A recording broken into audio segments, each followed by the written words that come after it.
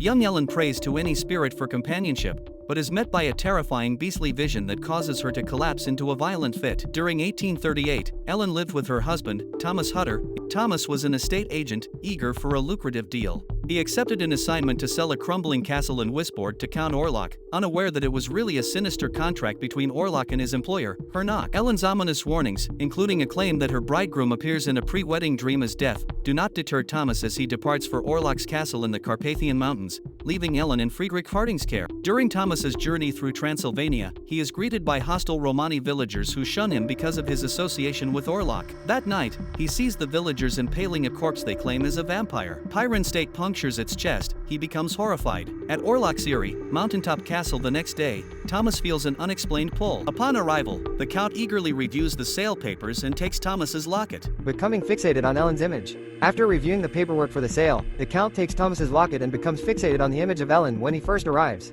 After Thomas mentions the villagers' warnings, Orlok dismisses them, but reveals his true nature after Thomas bleeds. Under the guise that he is assisting his recovery, he restrains and feeds on him with supernatural power. In exploring the castle, Thomas finds Orlok's coffin, and determines that he is the same monster that attacked Ellen when she was a child. In order to kill Orlok, Thomas tries to use a pickaxe, but the Count awakens in response. To escape Orlok's hounds, Thomas jumps into a river and is later rescued by an Orthodox church. In order to warn Ellen about the impending arrival of Orlok, he rushes back to Wisborg. In Wisborg, Ellen begins experiencing seizures and sleepwalking episodes, and Dr. Wilhelm Sievers diagnoses her condition as an imbalance in her blood, but as her symptoms worsen, he consults his mentor, Alban Eberhard von Franz. He determines that Ellen is being manipulated by Orlok, identifying him as a demonic Nosferatu in spite of Friedrich's doubts.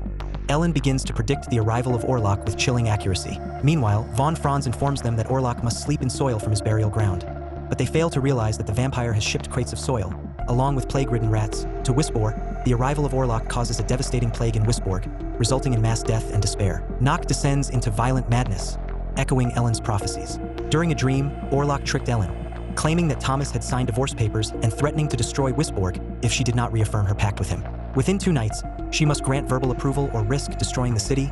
Next, Orlok brutally murders Friedrich's wife and children, leaving him in despair and death. Ellen, von Franz, and Sievers discover the key to defeating Orlok. Ellen must sacrifice herself willingly to the vampire to keep him busy until sunrise.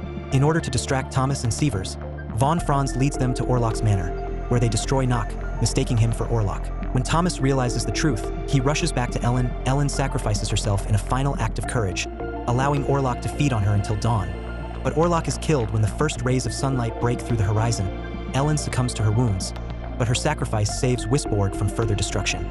Thomas is left mourning his beloved, her bravery and selflessness guaranteeing the survival of the town.